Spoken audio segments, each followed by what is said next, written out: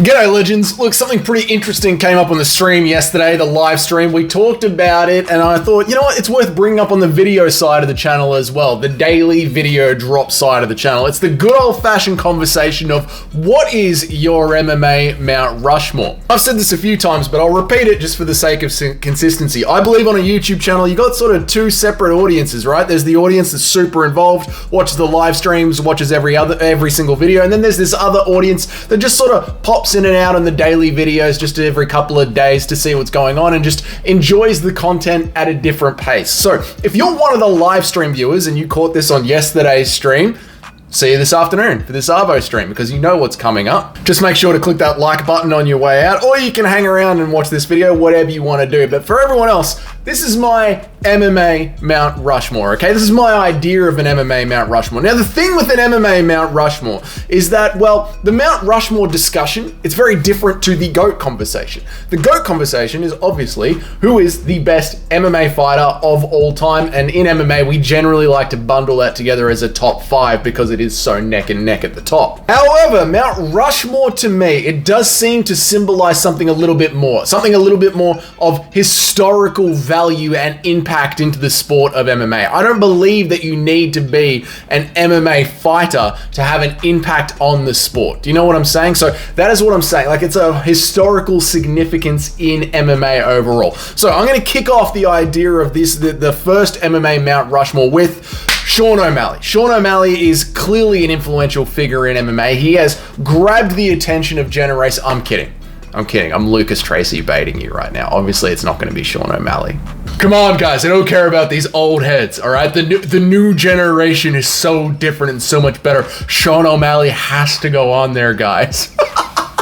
Poor old Lucas. Anyway, let's jump into this, right? This is what I mean by historical, cultural significance in MMA. The person that has the biggest impact on MMA out of anybody ever, and I am quite serious about this. If you do not give this man the credit that he deserves, I do not think you understand the impact that he has had on our sport. The first name that goes there, the first face that gets chiseled into the stone is obviously Dana White.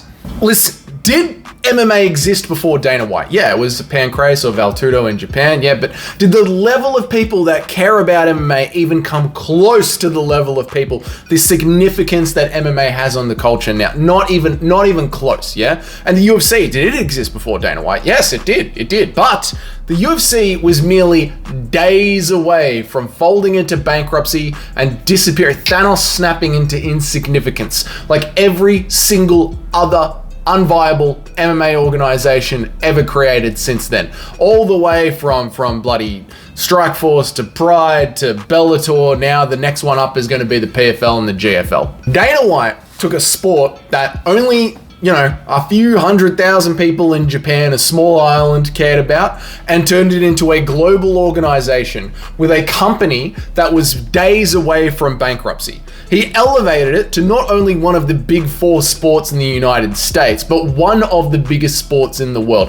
MMA is now the fastest growing sport in the world, which is also directly caused by Dana White being one of the only business owners in the world during 2020, telling the globalist masters that presume to rule us all to go and shove their lockdowns up their ass and continue on making us the only sport on TV. Dana White is the source and the cause of all of that, purely just through his drive and his sheer fucking willpower to never take an L. That is, and he takes L's, but he absolutely refuses to take them. Like, the L's will be given to Dana, he doesn't accept them, and he just pushes on and keeps going forward. And it is that man that has made MMA what it is today. Let's face it, the UFC is synonymous with the word MMA. So to not put Dana White on a Mount Rushmore of MMA is quite frankly a disgrace. It is a disgrace, yeah? Now, the second person that is going to go on this list of historical importance to MMA has to be, and this is going to annoy quite a few people, but it has to be Conor McGregor, okay? Listen, I understand that if you join the sport in 2020, that was 5 years ago, and welcome. Like, I'm not saying you're a casual.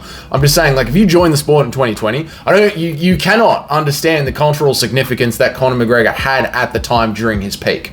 Conor Mania was everywhere, and he transcended the sport and became a global superstar. He was massive. He brought new eyes to the sport at a level that has never been seen before, and I don't know if it will ever be seen again.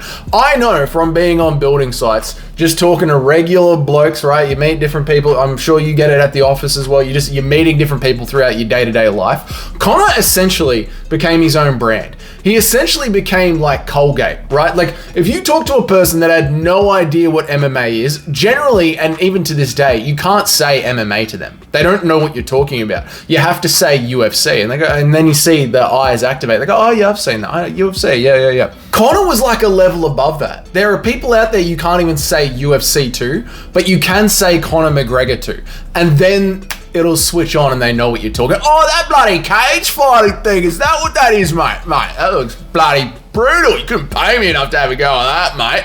That is, there's like 3 levels of oblivious to our sport, and the top level is Conor McGregor, then UFC, and then you actually learn what MMA is. And Conor McGregor, he became that level. He became that level where he went beyond what our sport even is, right? So Conor McGregor has to be the second face on Mount Rushmore.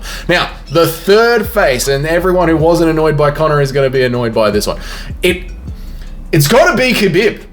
Listen, it's got to be Khabib. Understand the influence that this one man has brought onto our culture, looking at the landscape of where it is today. Not only is Khabib one half of the biggest pay-per-view ever sold of all time, Conor McGregor versus Khabib, but Khabib smashed RDA back in 2014, right? From then, he was seen as the dark horse, the wrecking ball of the lightweight division, moved on to cement his own legacy at lightweight. Then he pushed the Dagestani takeover. The Dagestani takeover has now led into the Muslim takeover. The Muslim takeover has now led to most of the champions, maybe not most of the a lot of the champions and most of the people in the top 5, and if not the champions, the contenders across all the organizations of MMA being from that Muslim culture, which was shoved into our sport by the success of Khabib. And then not only that, the Muslim culture putting on some of the biggest events that we have ever had, including our sport's crowning achievement, the Sphere at the UFC. They paid for that. Then when you look at Khabib's team, the elites of his team, I'm not talking about, the no-names that we've never heard of. I'm talking about the elites of his team are still successful to this day and are only just starting to show cracks. I'm talking about the Usman Nurmagomedovs, the Umar Nurmagomedovs, the Islam Makhachevs. Only now is Khabib's version, the elite version of his AKA or Shooter Box or the Black Zillions or CKB, only now are the elites of that team starting to sniff the idea of not being dominant. It's 2025. That is a decade of dominance from one cliffside region. Conor's arguably went from like 2014 to 2019. Khabib has to be on Mount Rushmore.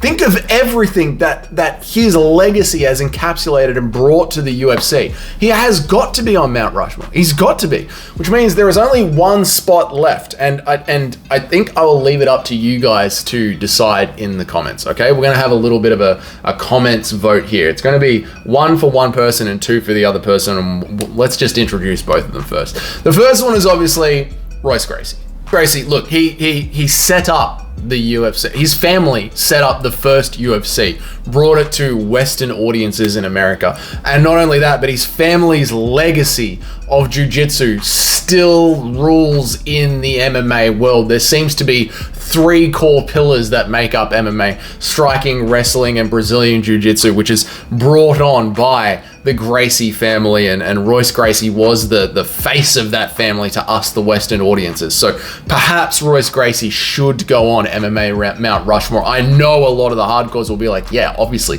who else could you even say? Ronda Rousey. Ronda Rousey, listen, I don't like it, but you gotta listen.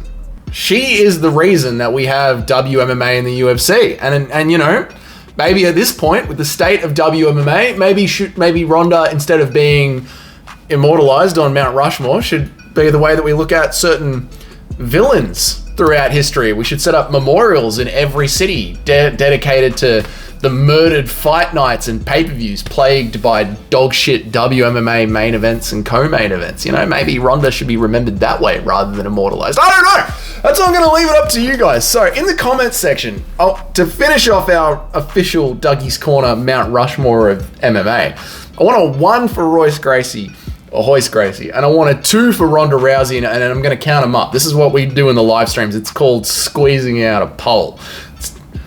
It sounds dirtier than it is. It's just a, you know, it's just a poll, but you got to squeeze one. Anyway, let's move on, right? So a 1 for Royce Gracie, a 2 for Ronda Rousey, Hoist Gracie, all right? You uncultured Australian fuck Doug, Hoist Gracie.